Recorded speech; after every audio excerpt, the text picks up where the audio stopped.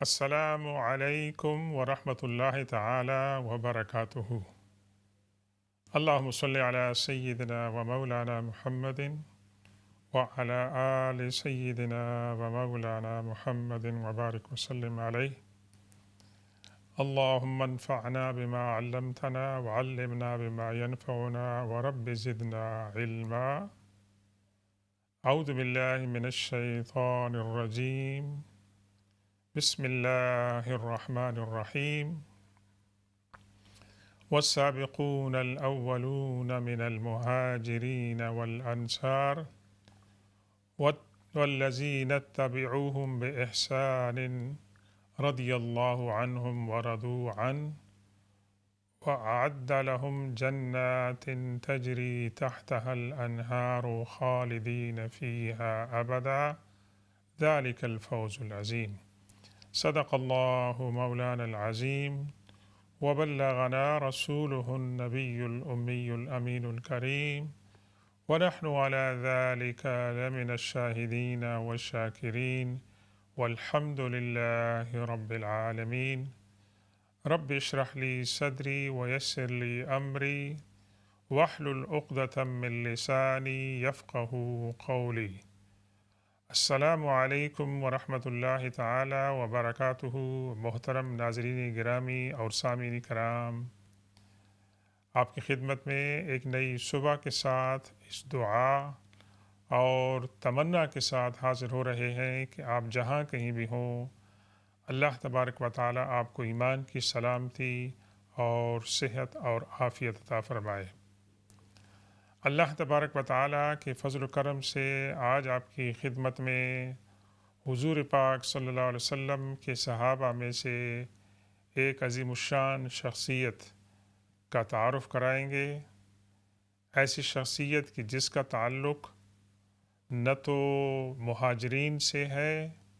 نہ ہی انصار سے ہے، اور لیکن اس کے باوجود سابقین الاولین میں ان کا نمبر چوتھا یا پانچواں آتا ہے، اور جنہوں نے اگرچہ حضور پاک صلی اللہ علیہ وسلم کی صحبت میں اتنا عرصہ نہیں گزارا جتنا کہ مہاجرین اور انصار کو ملا، لیکن اللہ کے اور اللہ کے رسول صلی اللہ علیہ وسلم کی بارگاہ میں وہ انتہائی مقرب اور پسندیدہ تھے، اور جن کے بارے میں اللہ کے رسول صلی اللہ علیہ وسلم نے بہت ہی خوشخبریاں سنائیں، اور ان کا جو مقام تھا اللہ کی بارگاہ میں، اللہ کے رسول صلی اللہ علیہ وسلم کی بارگاہ میں، وہ انتہائی قابل رشک تھا۔ تو وہ کون سی ایسی شخصیت ہیں کہ جن کو اتنی زمانی اور مکانی دوری کے باوجود اللہ تبارک و تعالیٰ نے یہ مقام عطا فرمایا؟ یہ صحابی ہیں جناب حضرت ابو ذر غفاری رضی اللہ عنہ۔ غفاری نہیں ہے، غفاری، غائن کی نیچے زا ہے، جو غفار قبیلے سے تعلق رکھتے تھے، جو مکہ کے رہائشی نہیں تھے نہ ہی مدینہ کے رہائشی تھے، بعد میں جا کے مدینہ میں رہائش اختیار کی، لیکن ان کا علاقہ ایک ایسی امپورٹنٹ جگہ پر واقع تھا کہ جو مکہ اور شام کا جو ٹریڈ روٹ تھا اس کے راستے میں یہ واقع تھا۔ تو یہ ایک اہم گزرگاہ تھی، جو شام سے لوگ آ رہے تھے، جو مکہ سے لوگ آ رہے تھے، اور وہاں پر پہنچ کر لوگوں کو کچھ خبریں بھی مل جاتی تھیں کہ شام کے اندر کیا ہو رہا ہے اور مکہ کے اندر کیا ہو رہا ہے۔ تو بدقسمتی سے اس علاقے کے جو لوگ تھے قبیلہ غفار کے، ان کا کوئی ذریعہ معاش خاص نہیں تھا، تو اکثر جو قافلے وہاں سے گزرتے تھے وہ قبیلہ غفار کے لوگوں کے ہاتھوں لٹ جاتے تھے، اور یہ ایک ٹرینڈ بن چکا تھا۔ حضرت ابو ذر غفاری رضی اللہ تعالیٰ عنہ اسی ماحول کے اندر پیدا ہوئے، اسی ماحول کے اندر بڑے ہوئے، لیکن ایک وقت آیا کہ ان کی طبیعت کے اندر یہ محسوس ہوا کہ یہ جو رویہ ہے اور میری قوم کا جو یہ راستہ ہے یہ کوئی اچھا راستہ نہیں ہے۔ انہوں نے سوچ بچار کی اور اللہ تبارک و تعالیٰ نے ان پر ایک مہربانی فرمائی تھی کہ ان کی قوم کے اندر جو برائیاں تھیں اور خاص طور پر جو بت پرستی تھی، اللہ تبارک و تعالیٰ نے شروع ہی سے ان کے دل میں اس سے نفرت پیدا کی تھی، اور 3 سال اسلام لانے سے پہلے ان کی زندگی کے اندر تبدیلی پیدا ہوئی۔ اللہ کو تو وہ مانتے تھے، وحدہ لا شریک مانتے تھے، اور ان 3 سالوں کے دوران اللہ تبارک و تعالیٰ نے ان کے دل کے اندر القاء کیا کہ وہ رات کو اللہ کی عبادت کرتے تھے، اور ان سے پوچھا گیا کہ ان دنوں میں جب آپ اللہ کی عبادت کرتے تھے تو کس رخ کی طرف آپ مڑتے تھے اپنی نماز کے اندر، اپنی عبادت کے اندر؟ تو انہوں نے فرمایا کہ جس طرح بھی میرا رخ ہوتا تھا میں اللہ کی عبادت کرتا تھا۔ ناظرین گرامی، اس سے کیا پتہ چلتا ہے کہ ایک ماحول ایسا بن رہا تھا حضور پاک صلی اللہ علیہ وسلم کی بعثت سے پہلے کہ کچھ پاکیزہ فطرت کے انسان وہاں موجود تھے جو اپنے ماحول سے خوش نہیں تھے، لیکن ان کے پاس کوئی واضح ہدایت نہیں تھی، ان کے پاس کوئی اتھارٹی نہیں تھی کہ وہ اپنے نظام کو چیلنج کرتے، اور ایسے جو لوگ تھے ان کو حنیف کہا جاتا تھا۔ یعنی حنیف وہ لوگ کہ جو بت پرستی سے دور تھے، اللہ کی جو ہدایت تھی اس کے منتظر تھے، اور اپنے زمانے کی برائیوں سے جو ہے وہ بچے ہوئے بھی تھے۔ تو اس سے کیا ہمیں نتیجہ ملتا ہے کہ اللہ تبارک و تعالیٰ ایسے لوگوں کو پھر سیدھے راستے کی ہدایت دیتا ہے کہ جو لوگ اپنے دل کے اندر اپنے ماحول کی غلط باتوں کو سمجھتے ہیں اور ان سے نفرت کرتے ہیں، بیزاری اختیار کرتے ہیں اور بے چینی ان کے اندر ہوتی ہے، تو پھر اللہ تبارک و تعالیٰ ان کو ہدایت سے سرفراز عطا فرماتے ہیں، ان کو ایسا ماحول عطا فرماتے ہیں، ایسے لوگوں کی صحبت عطا فرماتے ہیں کہ جہاں پہنچ کر انہیں اطمینان ہوتا ہے اور ان کی منزل مقصود ان کو مل جاتی ہے۔ تو حضور پاک صلی اللہ علیہ وسلم کی جو تبلیغ ہے اس کے بہت ہی ارلی ایام ہیں، ابتدائی دن ہیں، لیکن جس طرح ہم دیکھتے ہیں نا کہ صبح سورج نکلتا ہے تو سورج کی شعاعیں اور اس کی کرنیں آہستہ آہستہ پھیلنا شروع ہوتی ہیں، اور ایک وقت آتا ہے کہ سورج جو ہے پوری اپنی تمازت کے ساتھ پوری کائنات کو منور کر جاتا ہے۔ تو حضور پاک صلی اللہ علیہ وسلم کی رسالت کی مثال ایسی ہے کہ آپ تو مکہ میں تشریف رکھتے تھے، اور آپ نے اپنی دعوت ابتدائی دنوں میں خفیہ طور پر شروع فرمائی، اور جو اپنے مقربین تھے، خاص اعتماد کے جو لوگ تھے، ان تک آپ نے دعوت کو پہنچایا اور انہوں نے دعوت کو قبول کیا۔ حضرت خدیجہ الکبریٰ رضی اللہ تعالیٰ عنہ، حضرت علی رضی اللہ تعالیٰ عنہ، حضرت زید، حضرت ابوبکر صدیق رضی اللہ تعالیٰ عنہ، تو یہ جو لوگ تھے یہ حضور پاک صلی اللہ علیہ وسلم کے قریبی تھے، معتمد تھے، اور ان کو کوئی دشواری نہیں پیش آئی، انہوں نے سیکنڈ تھاٹ نہیں کیا، فوراً ہی اللہ کے رسول صلی اللہ علیہ وسلم کی دعوت کو قبول کیا۔ لیکن یہ جو خبر تھی کہ ایک نبی مبعوث ہوئی ہیں، وہ ایسی دعوت دے رہے ہیں، یہ خبریں مکہ سے باہر جو ہے پھیلنا شروع ہوئیں، اور اس کے اندر اللہ تبارک و تعالیٰ کی حکمت تھی کہ یہ جو پیغام ہے اس نے باہر پھیلنا ہے اور اس نے مکہ تک محدود نہیں رہنا ہے۔ جہاں جہاں سورج کی کرنیں پہنچیں گی وہاں تک اللہ تبارک و تعالیٰ کا یہ پیغام پہنچے گا، اور اللہ تبارک و تعالیٰ ایسے پاکیزہ انسانوں کو اس کی طرف جو ہے وہ راغب فرمائے گا۔ تو حضرت ابو ذر غفاری رضی اللہ تعالیٰ عنہ، جن کا بیک گراؤنڈ ہم نے تھوڑا سا عرض کیا ہے کہ انہیں جب اس بات کی خبر ملی تو یہ بے چین ہوئے، ان کے اندر تجسس پیدا ہوا، ایکسائٹمنٹ پیدا ہوئی کہ ایسی دعوت کے بارے میں پوچھا جائے کہ واقعی یہ دعوت سچی ہے، تو پھر یہ دعوت تو میچ کرتی ہے جو میرے میلانات ہیں، جو میرے اندر رجحانات ہیں، میرے اندر جو رغبتیں ہیں، اور اس ماحول سے جو بے چینی ہے جہاں میں گھٹن محسوس کر رہا ہوں، تو یہ تو ہو سکتا ہے کہ میری مراد یہاں پر پوری ہو جائے۔ تو وہ اپنے چھوٹے بھائی حضرت انیس رضی اللہ تعالیٰ عنہ کو بھیجتے ہیں کہ آپ جا کر مکہ میں چیک کریں کہ یہ دعوت کیسی ہے، اور اس کے بارے میں جتنی معلومات آپ حاصل کر سکتے ہیں آپ کریں جا کے۔ تو حضرت انیس رضی اللہ تعالیٰ عنہ مکہ پہنچتے ہیں اور وہاں مختصر سی معلومات لے کر اپنے بھائی کے پاس آتے ہیں اور بتاتے ہیں کہ اس طرح ان کا پیغام ہے، وہ نیکی کی تعلیم دیتے ہیں، اور ان کی تعلیم آہستہ آہستہ پھیل رہی ہے، لیکن یہ ہے کہ یہ جو تعلیم ان کی ہے یہ کلیش کر رہی ہے قریش کے جو عقائد ہیں، پکے عقائد ہیں، ان کی جو روایات ہیں، ان کی جو تقلیدیں ہیں، ان کے ساتھ یہ پیغام کلیش کر رہا ہے۔ تو جب انہوں نے یہ بات حضرت ابو ذر غفاری رضی اللہ تعالیٰ عنہ کو پہنچائی تو ابو ذر غفاری رضی اللہ تعالیٰ عنہ نے ان سے فرمایا کہ بھائی، میں آپ کی بات سے مطمئن نہیں ہوا مکمل طور پر، مجھے شرح صدر حاصل نہیں ہوئی ہے، اس لیے لگتا ہے کہ مجھے خود جانا پڑے گا۔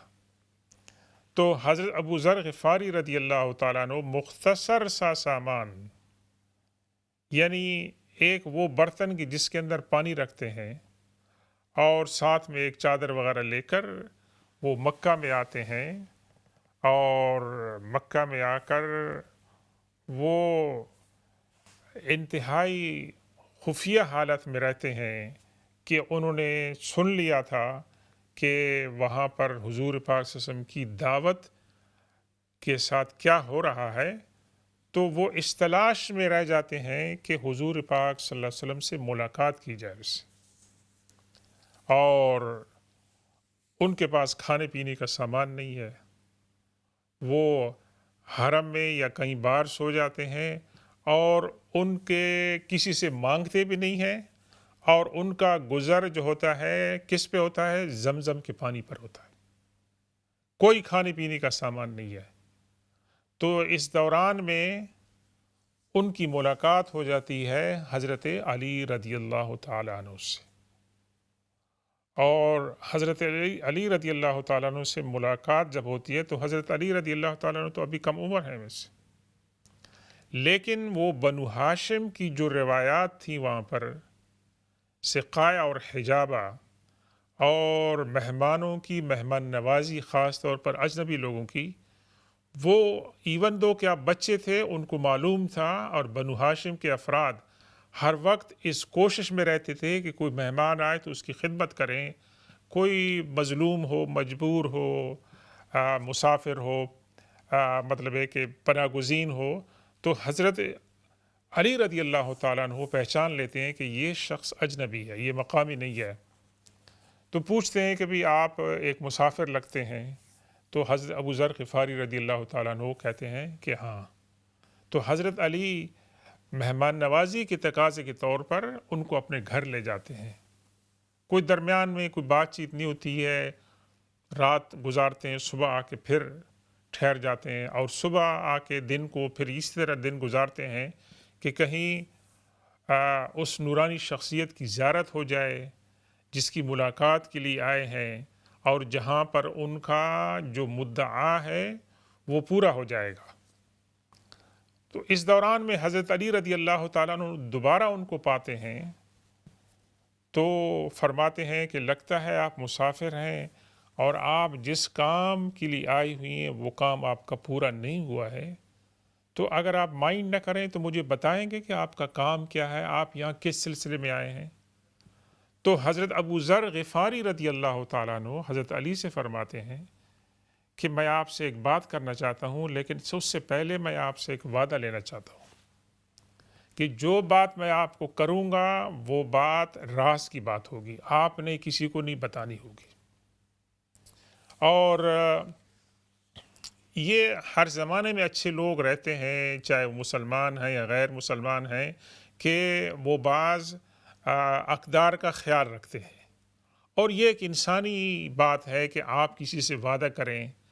اور اس سے یہ وعدہ کریں کہ بھئی آپ نے میری بات کو رازداری کے اندر رکھنا ہے، تو اس کو رازداری کے اندر رکھنا چاہیے۔ ان کے راز کو تیسرا جاننے والا اللہ تبارک و تعالی ہے، اور یہی اسلام کے اندر بھی حکم ہے کہ انلیس وہ جو راز کی بات بتائی جا رہی ہے اس کے اندر شریعت کی مخالفت ہے، اس کے اندر کسی انسان کا نقصان ہے، کوئی ایسی بات ہے، انلیس کوئی ایسی بات نہیں ہے، تو جو بات دو افراد کے درمیان ہو اس کو دو افراد کے درمیان رہنا چاہیے، اور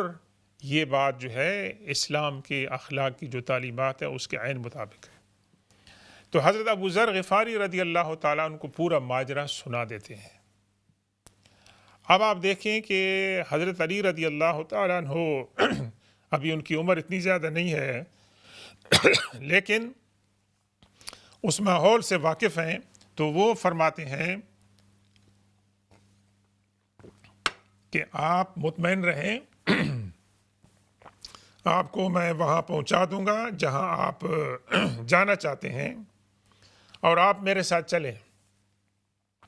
لیکن اگر راستے میں کوئی ایسی چیز میں دیکھوں کہ جو خطرناک ہو، جس کے اندر رسک ہو، تو آپ کو میں ایک انڈیکیشن دوں گا کہ میں راستے میں جھک جاؤں گا جیسے میں کسی چیز کو اٹھا رہا ہوں، تو یہ اس بات کی علامت ہوگی کہ خطرہ ہے، تو وہاں پر آپ نے خیال رکھنا ہے، اور ورنہ تو آپ نے مجھے فالو کرنا ہے، یہاں تک کہ وہ پہنچتے ہیں اللہ کے رسول صلی اللہ علیہ وسلم کی خدمت میں۔ اور یہ بات دیکھیں کہ اللہ تبارک و تعالیٰ نے یہ اعزاز رکھا تھا حضرت ابو ذر غفاری رضی اللہ تعالیٰ عنہ کے لیے۔ جیسے ہی اللہ کے رسول صلی اللہ علیہ وسلم سے ملتے ہیں تو کیا کہتے ہیں، دیکھیں اب، السلام علیک یا رسول اللہ۔ یہ سلام پہلے کسی نے نہیں کہا تھا، اور ابو ذر غفاری رضی اللہ تعالیٰ عنہ کی دیکھیں ان کی نگاہ، کہ پہلی نگاہ میں حضور پاک صلی اللہ علیہ وسلم کو پہچان لیتے ہیں، اور حضور پاک صلی اللہ علیہ وسلم کو بجائے اس کے کہ کہیں کہ یا محمد، یا کہیں کہ بھی جو عربوں کا مطلب ہے کہ طریقہ تھا گریٹنگ کا، وہ کہتے نہیں، اسٹریٹ وہ کہتے ہیں السلام علیک یا رسول اللہ۔ یہ بنیاد تھی ان کی ایمان کی، یعنی جو خیالات وہ لے کر آئے تھے حضور پاک صلی اللہ علیہ وسلم کو دیکھتے ہی ان کے وہ خیالات بام عروج پر پہنچ گئے، اور انہیں یقین ہو گیا کہ آپ اللہ کے رسول ہیں۔ انہیں یقین ہو گیا کہ میں جس مقصد کے لیے آیا تھا وہ مقصد میرا پورا ہو گیا ہے۔ پہلی جو ان کی نظر پڑی اللہ کے رسول صلی اللہ علیہ وسلم پہ، تو انہوں نے کہا کہ السلام علیک یا رسول اللہ۔ ناظرین گرامی،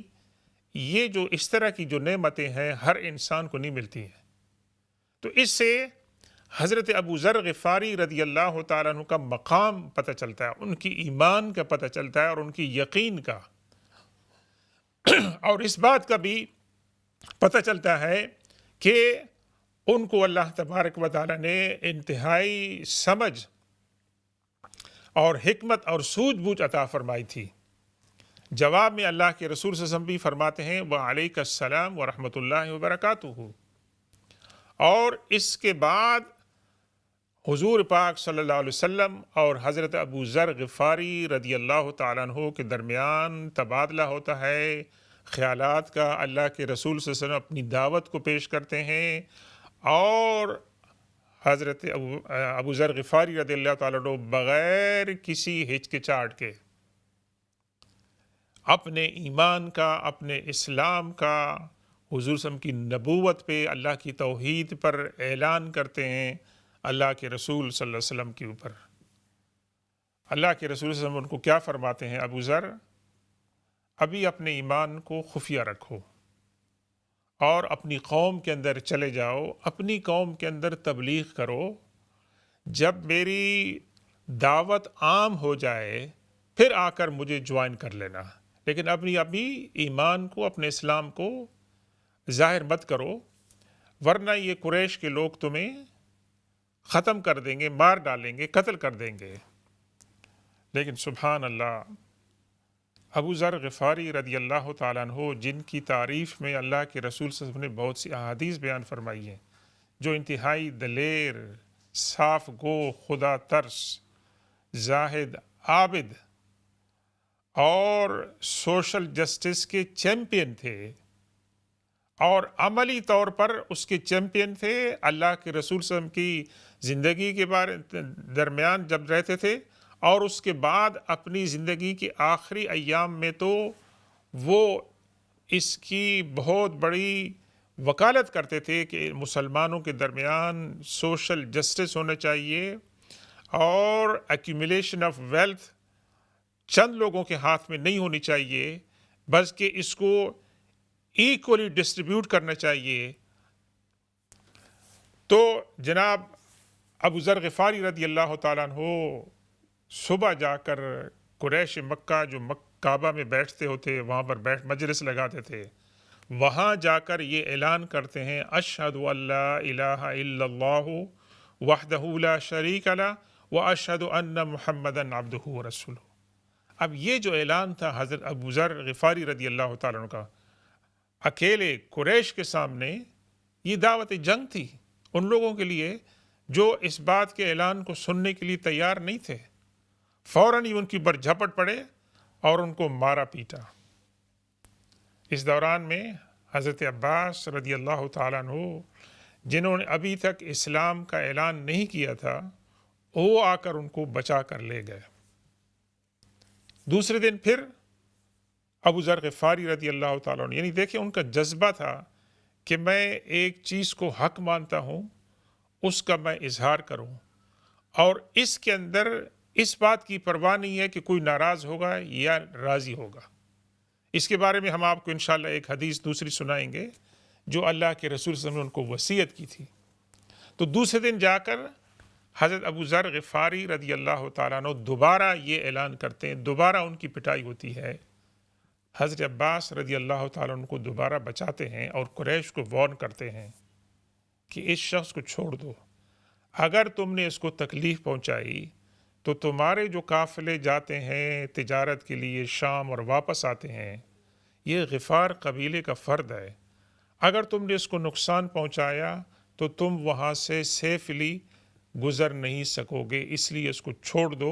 اور اس کو تنگ مت کرو۔ تو اس سے پتہ کیا چلتا ہے کہ اللہ کے اچھے بندے ہر دور میں ہوتے ہیں جو حق کی حمایت کرتے ہیں۔ تو ناظرین گرامی، سیدنا ابو ذر غفاری رضی اللہ تعالیٰ عنہ واپس اپنے قبیلے پہنچتے ہیں، وہاں دعوت کا کام کرتے ہیں، اپنے بھائی کو کہتے ہیں تو وہ بھائی مسلمان ہو جاتے ہیں، اپنی والدہ کو کہتے ہیں وہ بھی مسلمان ہو جاتی ہے۔ ان کی دعوت کے نتیجے میں ان کا آدھا قبیلہ مسلمان ہو جاتا ہے، اور ان کو آپ دین کی تبلیغ کرتے ہیں، ان کے اندر نماز کو قائم کرتے ہیں اور اچھی باتوں کو ترویج کرتے ہیں، اور آدھا قبیلہ کہتا ہے کہ ہم حضور پاک صلی اللہ علیہ وسلم کے پاس جا کر خود ملاقات کریں گے، ان کی دعوت کو سنیں گے اور پھر ہم اسلام کو قبول کریں گے۔ تو تک حضرت ابو ذر غفاری رضی اللہ تعالیٰ عنہ اس طرح تبلیغ کرتے ہیں۔ انشاءاللہ وقفے کے بعد ہم ان کی زندگی کی حالات کے اوپر مزید باتیں کریں گے، اور اگر آپ کے کچھ سوالات ہوں گے تو انشاءاللہ ان کے جوابات بھی دینے کوشش کریں گے۔ ہمارے ساتھ رہیے۔ سبحان ربک رب العزت عما یصفون وسلام علی المرسلین والحمد للہ رب العالمین۔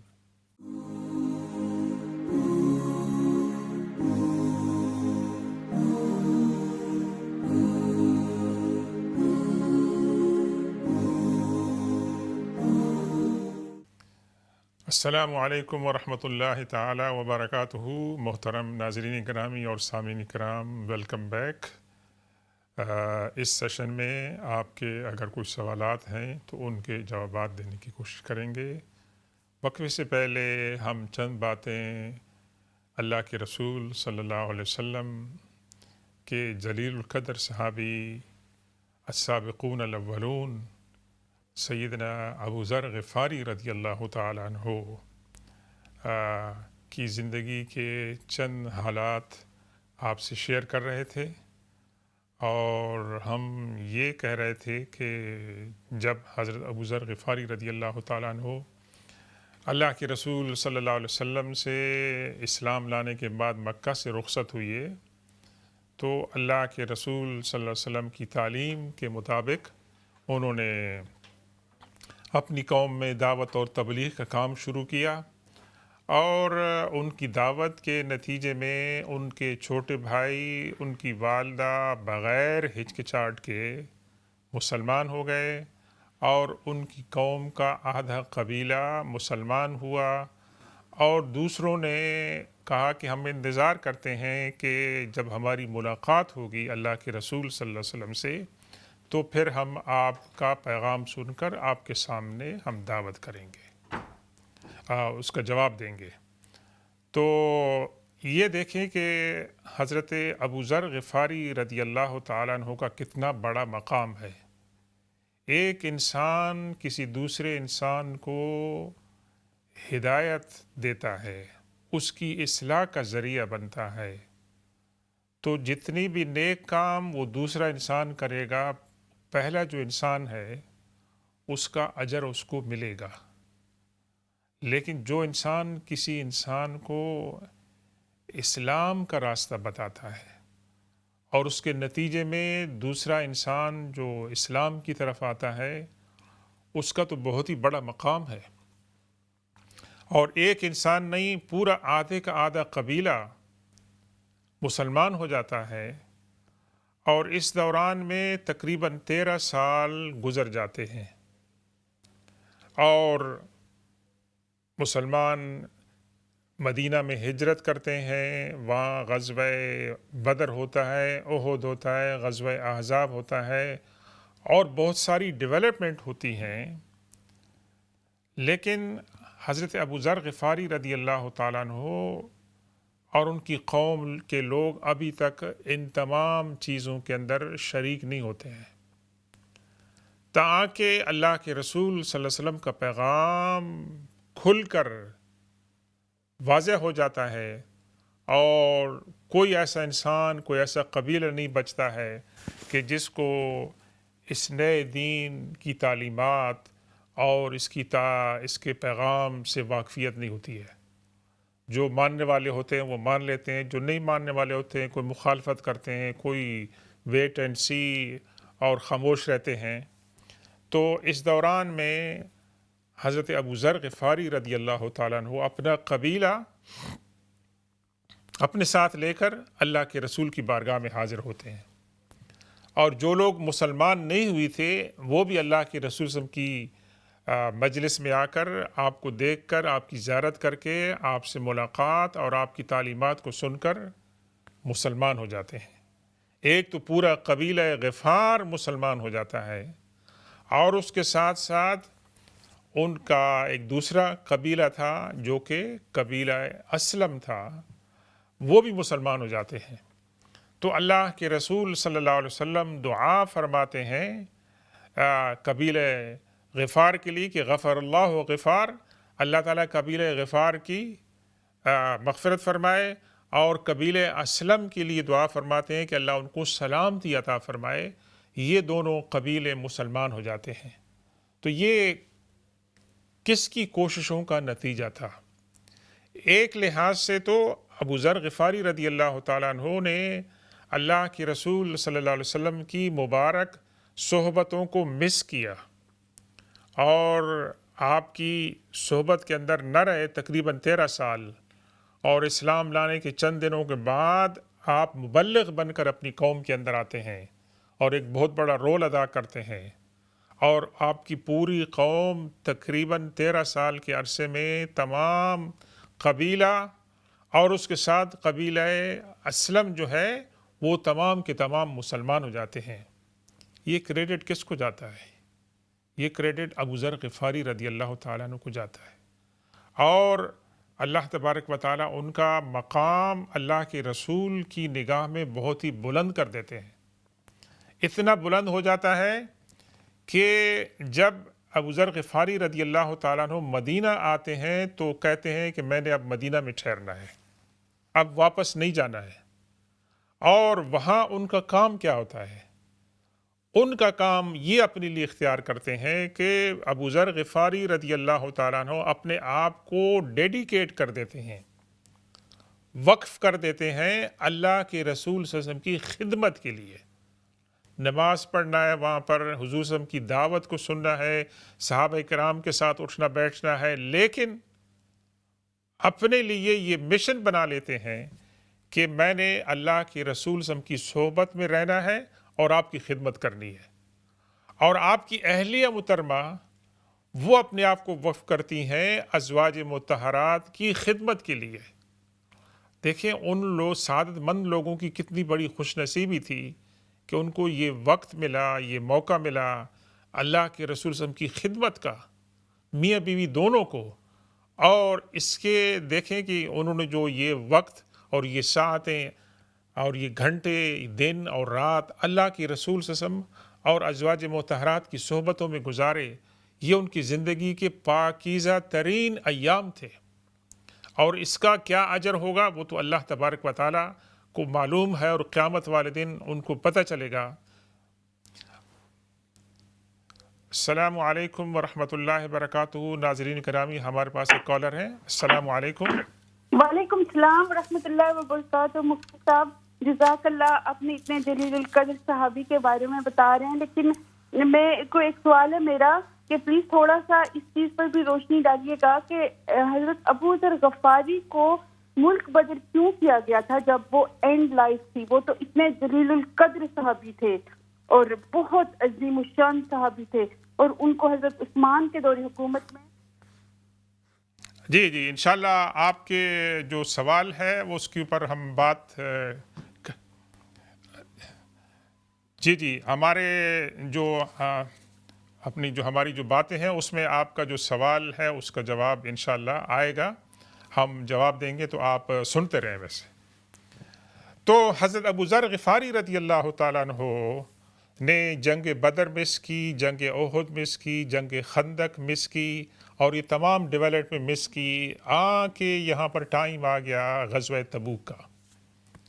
تو غزوہ تبوک کے موقع پر ابو ذر غفاری رضی اللہ تعالیٰ عنہ کے پاس ایک جانور ہوتا ہے سواری کا، اونٹ، اور اس کے اوپر آپ چلتے ہیں تو راستے میں وہ جانور کمزوری دکھاتا ہے، اس کی سپیڈ سلو ہوتی ہے، اور ابو ذر غفاری رضی اللہ تعالیٰ عنہ کو یہ احساس ہوتا ہے کہ میں اللہ کے رسول صلی اللہ علیہ وسلم اور آپ کے صحابہ کرام کو مس کروں گا، تو اپنی جانور کو، سواری کو وہیں چھوڑ دیتے ہیں اور خود تیز رفتاری کے ساتھ وہ چلتے ہیں۔ صحرا ہے، ریگستان ہے، اس میں دھول اڑ رہی ہے، گرمی ہے، شدید گرمی ہے، تو اس میں آپ نے چہرہ وغیرہ جو ہے نا وہ لپیٹا ہوا ہے، اور دور سے نظر آتا ہے کہ ایک انسان آ رہا ہے، تو لوگ پوچھتے ہیں کہ کون ہوگا، تو اللہ کے رسول فرمایا کہ یہ ابو ذر غفاری ہے۔ ویسے تو ابو ذر غفاری رضی اللہ تعالیٰ عنہ وہاں پہنچتے ہیں اللہ کے رسول صلی اللہ علیہ وسلم کے پاس، تو اللہ کے رسول صلی اللہ علیہ وسلم ان کو ایک پیشن گوئی فرماتے ہیں، اور وہ پیشن گوئی جیسے اللہ کے رسول صلی اللہ علیہ وسلم نے فرمائی تھی حرف بحر اسی طرح ثابت ہوئی۔ وہ کیا تھی کہ ابو ذر غفاری رضی اللہ تعالیٰ عنہ اکیلے سفر کرتے ہیں، اور ان کا انتقال صحرا کے اندر اکیلے میں ہوگا، اور یہ اکیلے اٹھائے جائیں گے۔ ویسے اب جو صحابہ کرام تھے اللہ کے رسول صلی اللہ علیہ وسلم جو بات فرماتے تھے اس پر وہ بغیر کسی بحث کے، بغیر کسی سوال کے یقین کرتے تھے، اور یہ بات ابو ذر غفاری رضی اللہ تعالیٰ عنہ نے یہ بات وہ صحابہ کرام جو وہاں موجود تھے ان تمام نے ان باتوں اس حدیث پاک کو سن لیا تھا، اور اب اس حدیث پاک کی تکمیل کے وقت کے انتظار میں تھے۔ ناظرین کرام، یہاں آپ کو چند باتیں مزید میں عرض کرتا ہوں کہ حضرت ابو ذر غفاری رضی اللہ تعالیٰ عنہ کا اللہ کے رسول صلی اللہ علیہ وسلم کی بارگاہ میں کتنا بڑا مقام تھا، اور چند ایسی احادیث ہیں کہ جو اللہ کے رسول صلی اللہ علیہ وسلم کی فصاحت اور بلاغت کا ماسٹر پیس ہیں، اور ان کے اندر جو حکمتیں ہیں اور خیالات کی جو بلندی ہے وہ ضرب المثل بن گئی ہے۔ مثال کے طور پر اللہ کے رسول صلی اللہ علیہ وسلم کی یہ حدیث اور یہ الفاظ حضرت ابو ذر غفاری رضی اللہ تعالیٰ عنہ کے بارے میں فرمایا، ما اقلت الغبراء ولا اظلت الخضراء ورجلا اصدق من ابی ذر رضی اللہ عنہ۔ یہ دیکھیں، اس حدیث کی تشریح میں اگر ہم جائیں فصاحت اور بلاغت کے لحاظ سے تو بہت وقت چاہیے، لیکن مختصراً اس کا ترجمہ یہ ہے، اللہ کے رسول صلی اللہ علیہ وسلم نے کیا فرمایا کہ آسمان نے کسی پر ایسا سایہ نہیں کیا، اور زمین نے کسی ایسے انسان کو نہیں اٹھایا جو سچائی کے اندر ابو ذر غفاری رضی اللہ تعالیٰ عنہ سے زیادہ سچ بولنے والا ہو۔ یہ حضرت ابو ذر غفاری رضی اللہ تعالیٰ عنہ کی صداقت اور اپنے معافی ضمیر کو بغیر کسی ڈر کے، بغیر کسی ملامت کے بیان کرنے کی یہ صداقت ہے۔ اور ناظرین کرام، انبیاء کرام کے بعد دوسرا سب سے بڑا جو درجہ ہے وہ کس کا ہے؟ صدیقین کا ہے، سچ بولنے والوں کا ہے۔ تو یہ تو دیکھیں، اللہ کے رسول صلی اللہ علیہ وسلم نے اپنی زندگی میں حضرت ابو ذر غفاری رضی اللہ تعالیٰ عنہ کا جو مقام ہے دنیا میں حضور صلی اللہ علیہ وسلم کی نگاہ میں اور آخرت میں جو ہے، اس کی آپ نے توثیق فرما دی۔ اور دوسری حدیث آپ سنیں جو آپ نے حضرت ابو ذر غفاری رضی اللہ تعالیٰ عنہ کے کریکٹر کے بارے میں بتائی، دنیا سے بے رغبتی اور اللہ کی طرف میلان، اس کے اوپر جو دلیل ہے کہ اللہ کے رسول صلی اللہ علیہ وسلم کی دو احادیث ہمیں ملتی ہیں۔ ایک میں آپ نے فرمایا، من سرہ ان ینظر الی تواضع عیسیٰ بن مریم فلینظر الی ابی ذر۔ اگر کسی انسان کو اس بات کی خوشی ہوتی ہے کہ وہ حضرت عیسیٰ علیہ السلام جتنے ہمبل تھے اور ان کے اندر منکسر المزاجی تھی، عاجزی اور تواضع تھی، اگر کوئی اس کی جھلک دیکھنا چاہتا ہے تو وہ حضرت ابو ذر غفاری رضی اللہ تعالیٰ عنہ کو دیکھے۔ اور دوسری روایت میں اللہ کے رسول صلی اللہ علیہ وسلم نے فرمایا کہ عبادت میں اور دنیا سے بے رغبتی میں انسانوں میں سب سے زیادہ جو مشابہت رکھتا ہے عیسیٰ علیہ السلام کے ساتھ، وہ کون ہے؟ وہ ابو ذر غفاری رضی اللہ تعالیٰ عنہ ہے۔ اور پھر صحابہ کرام کی جو آراء ہیں ان کے بارے میں بھی آپ دیکھیں کہ حضرت علی رضی اللہ تعالیٰ عنہ اپنے زمانے خلافت میں فرماتے ہیں کہ اس وقت روئے زمین پر مجھے ابو ذر غفاری رضی اللہ تعالیٰ عنہ کے علاوہ کوئی ایسا شخص نظر نہیں آتا ہے جو اپنے دل میں کسی قسم کا خوف رکھتا ہو، اس کے دل میں اس بات کا ڈر ہو کہ وہ حق کی بات کہے گا تو لوگ اس کی جو ہے مخالفت کریں گے۔ مجھے ابو ذر غفاری رضی اللہ تعالیٰ عنہ سے زیادہ کوئی انسان اس بات کا مستحق نظر نہیں آتا۔ فرمایا میں خود بھی اس قابل نہیں ہوں کہ اس کا میں دعویٰ کر سکوں۔ اور اسی طریقے سے حضرت ابو ذر غفاری رضی اللہ تعالیٰ عنہ کے بارے میں حضرت اسماء بنت یزید رضی اللہ تعالیٰ عنہ فرماتی ہیں کہ ابو ذر غفاری رضی اللہ تعالیٰ عنہ اللہ کے رسول صلی اللہ علیہ وسلم کی خدمت کرتے تھے، آپ کی وائف ازواج مطہرات کی خدمت کرتی تھی، اور اس سے جب فارغ ہوتے تو مسجد میں جا کر قیام کرتے، اور یہی ان کا گھر تھا۔ اور ایک اور بات آپ کو عرض کرتے چلیں کہ اللہ کے رسول صلی اللہ علیہ وسلم کی نگاہ میں حضرت ابو ذر غفاری رضی اللہ تعالیٰ عنہ کا مقام کتنا بلند تھا کہ جب اللہ کے رسول صلی اللہ علیہ وسلم کی محفل میں کچھ کھانے پینے کا انتظام ہوتا تھا تو اللہ کے رسول صلی اللہ علیہ وسلم سب سے پہلے اس کا آغاز کرتے تھے. اگر ابو ذر غفاری رضی اللہ تعالیٰ عنہ آپ کی مجلس میں ہوتے تھے تو سب سے پہلے ان سے آغاز کرتے تھے کہ ابو ذر غفاری رضی اللہ تعالیٰ عنہ پہلے تم اس کو تناول کرو، اور اس کے بعد پھر دیگر لوگوں کو آپ پیش کرتے تھے. یہ اللہ کے رسول صلی اللہ علیہ وسلم کی دیکھیں کتنی پیاری سنت تھی. آپ تو سب سے زیادہ اس کے مستحق تھے خود، کہ خود کھانا پینا آپ شروع کرتے لیکن آپ آخر میں کرتے تھے. کیا کہ آپ فرماتے تھے جو قوم کا جو خادم ہے، جو قوم کا جو لیڈر ہے، وہ آخر میں کھائے گا پیے گا، پہلے اپنے مہمانوں کو اور اپنے پاس جو لوگ ہیں ان کو کھلائے پلائے گا. ایک دفعہ بڑا عجیب واقعہ پیش آیا کہ اللہ کے رسول صلی اللہ علیہ وسلم کی مجلس میں ایک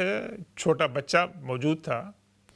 تو اللہ کے رسول صلی اللہ علیہ وسلم نے ان سے اجازت مانگی کہ برخوردار اگر آپ اجازت دیں تو آپ سے بڑے جو لوگ مجلس میں بیٹھے ہیں ان کو میں پیش کروں. تو اس نے جو جواب دیا وہ بہت خوبصورت تھا. اس نے کہا کہ یا رسول اللہ، یہ جو فضیلت آپ مجھے عطا فرما رہے ہیں، میں نہیں چاہتا کہ میں کسی اور کو اس فضیلت پر ترجیح دوں. تو یہ ہمارے لیے جو سوشل آداب ہیں، جو سوشل ویلیوز ہیں، اس کے اندر یہ ایک بہت بڑی قابل رشک، قابل تقلید مثال ہے کہ ہم اس کو فالو کریں. ایک اور بات آپ کو میں عرض کروں کہ اللہ کے رسول صلی اللہ علیہ وسلم کی بارگاہ میں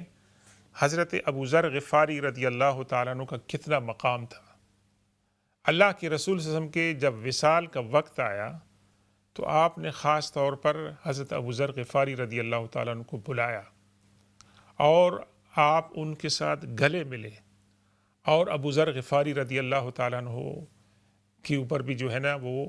ایسے جذبات طاری ہو گئے کہ وہ رونے لگے، اور اللہ کے رسول کے اوپر وہ جھک گئے اور آپ نے ان کے ساتھ جو ہے نا ملاقات کی. تو اس سے کیا پتہ چلتا ہے کہ اللہ کے رسول صلی اللہ علیہ وسلم نے اپنے وصال سے پہلے اپنے قریبی دوست کو اپنی زیارت سے مشرف فرمایا. اور ابو ذر غفاری رضی اللہ تعالیٰ عنہ جب اللہ کے رسول صلی اللہ علیہ وسلم کا ذکر کرتے تھے تو کیا کہتے تھے؟ خلیلی. خلیل جو ہے وہ ہوتا ہے کہ جو بہت ہی گہرا دوست ہو، اور ہم جانتے ہیں کہ یہ خلیل کا لفظ جو ہے ابراہیم علیہ السلام کے لیے استعمال ہوتا ہے کہ وہ خلیل اللہ ہے. تو ہر وقت جب ان کا ذکر ہوتا تھا تو وہ خلیل کا لفظ استعمال کرتے تھے. اور حضور پاک صلی اللہ علیہ وسلم کے ساتھ عشق و محبت کی ایک مثال یہ عرض کر دے کہ جب اللہ کے رسول صلی اللہ علیہ وسلم کا وصال ہوتا ہے تو ابو ذر غفاری رضی اللہ تعالیٰ عنہ کے لیے مدینہ کے اندر قیام جو ہے وہ ناقابل برداشت ہو جاتا ہے کہ وہ محبوب اب دنیا سے چلے گئے ہیں. اب وہ اپنی دین، تعلیمات، اللہ کے رسول صلی اللہ علیہ وسلم کی جو کچھ انہوں نے سیکھا تھا اس تمام چیزوں کو ساتھ لے کر مدینہ کی جو پر رونق زندگی تھی، صحابہ کرام تھے، اور یہ تمام چیزوں کو چھوڑ کر وہ تارک دنیا ہو کر شام کے ایک گاؤں کے اندر رہنا پسند کرتے ہیں، اور وہاں پر وہ گمنامی کی زندگی گزارتے ہیں. اور ان کا مین کنسنٹریشن کیا ہوتا ہے کہ دنیا سے بے رغبتی اور دنیا والوں سے کوئی امید نہیں رکھنا، اللہ کے اوپر بھروسہ اور یقین رکھتے ہوئے اپنی آخرت کے اوپر کنسنٹریٹ کرنا، یہ ان کا فوکس ہو گیا. اور اس کے اندر بہت بڑی ایک مطلب نصیحت ہے ہمارے لیے کہ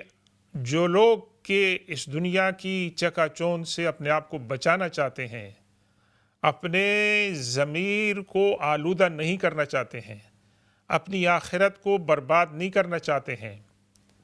تو ان کے لیے حضرت ابو ذر غفاری رضی اللہ تعالیٰ عنہ کی زہد اور قناعت کی جو زندگی ہے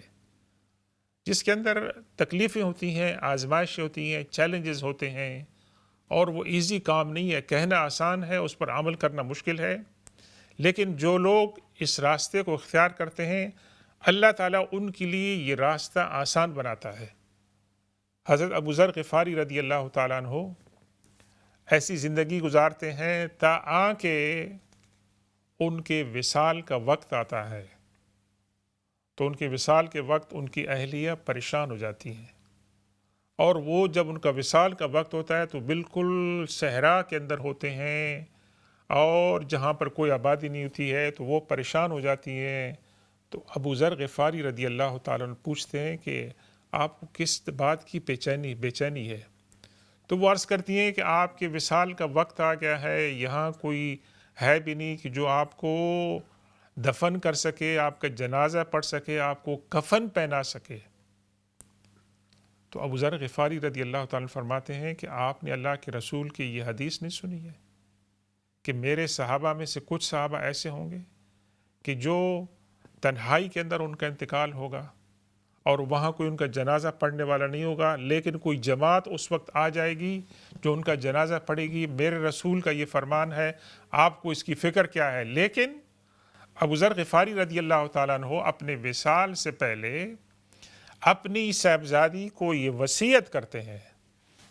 کہ جب میرا انتقال ہو جائے، جنازہ ہو جائے، تو جو لوگ میرے جنازے پہ آئیں گے آپ نے ان کی مہمان نوازی کرنی ہے، اور یہ گھر میں جو جانور ہے اس کو آپ نے ذبح کرنا ہے. ان کو اس وقت تک آپ نے نہیں جانے دینا جب تک کہ آپ نے جو کھانا تیار کیا ہوگا اس کو کھائے بغیر وہ نہ جائے میں سے. تو جب آپ کا وصال کا وقت قریب آ جاتا ہے تو اچانک ایک جماعت آتی ہے جس میں صحابہ کرام ہیں. تو حضرت ابو ذر غفاری رضی اللہ تعالیٰ عنہ کا وصال ہوتا ہے. جو جماعت آتی ہے اس میں ابو عبداللہ بن مسعود رضی اللہ تعالیٰ عنہ بھی ہوتے ہیں اور وہ آپ کا جنازہ پڑھتے ہیں. تو ناظرین گرامی، میں نے عرض کیا تھا، ابھی وقت اتنا نہیں تھا، کہ حضرت ابو ذر غفاری رضی اللہ تعالیٰ عنہ سوشل جسٹس کے چیمپئن تھے. اور جس طرح ہماری بہن نے سوال کیا تھا کہ ان کی سوشل جسٹس کی کمپین سے کچھ لوگ جو تھے وہ پسند اس کو نہیں کرتے تھے، اور ان کو یہ کہا گیا کہ آپ اس آبادی سے دور چلے جائیں اور وہاں پر آپ اطمینان کے ساتھ رہیں. آپ کی جو تعلیمات ہیں وہ بجا ہیں، لیکن یہ جو آپ فرما رہے ہیں کہ دنیا کو ترک کر دیا جائے مکمل طور پر، یہ لوگوں پر امپوز نہیں کیا جا سکتا ہے. آپ اپنی زندگی کے اندر اس کو اختیار کر سکتے ہیں، یہ آپ کا فیصلہ ہے، آپ کی ججمنٹ ہے، آپ کی چوائس ہے، لیکن آپ دوسرے لوگوں کے اوپر امپوز نہیں کر سکتے ہیں. لوگوں کو آپ آزاد چھوڑ دیں، جس طرح وہ کرنا چاہتے ہیں وہ ان کا اپنا مطلب ہے کہ اختیار ہے، اور وہ اس کے لیے جواب دہ ہوں گے. یہ جو روایت ہماری بہن نے ریفر کی تھی، اس کے اندر جو ہے پوری باتیں جو ہیں وہ نہیں بیان کی جاتی ہیں. بہرکیف یہ بات صحیح ہے کہ وہ اس کے اوپر ایمفسائز کرتے تھے اور اس بات کو مذموم سمجھتے تھے کہ لوگ پیسے جمع کریں اور پیسوں کی جو لذت ہے اس کے اندر مبتلا رہیں. ناظرین گرامی، جو ہمارے پاس مختصر وقت تھا، ہم اس جلیل القدر صحابی کی زندگی کے بارے میں بیان ہم نے کیا. اللہ تبارک و تعالی اس کو قبول فرمائے. اللہ تبارک و تعالی ہمیں میدان حشر میں حضور صلی اللہ علیہ وسلم کے حوض کوثر پر حضرت ابو ذر غفاری رضی اللہ تعالیٰ عنہ کی زیارت کرائے. اللہ تعالیٰ ان کے درجات بلند کرے اور ان کی زندگی سے ہمیں اللہ تعالیٰ سبق حاصل کرنے کی توفیق عطا فرمائے. بسم اللہ الرحمن الرحیم. الحمد للہ رب العالمین، والصلاة والسلام علی سیدنا مولانا محمد وآلہ واصحابہ اجمعین. اللہم ربنا آتنا فی الدنیا حسنہ وفی الآخرۃ حسنۃ وقنا عذاب النار. اللہم رب اجعلنی مقیم الصلاۃ ومن ذریتی، ربنا وتقبل دعاء، ربنا اغفر لی ولوالدی وللمؤمنین یوم یقوم الحساب. سبحان ربک رب العزت عما یصفون وسلام علی المرسلین والحمد للہ رب العالمین. والسلام علیکم ورحمۃ اللہ تعالی وبرکاتہ.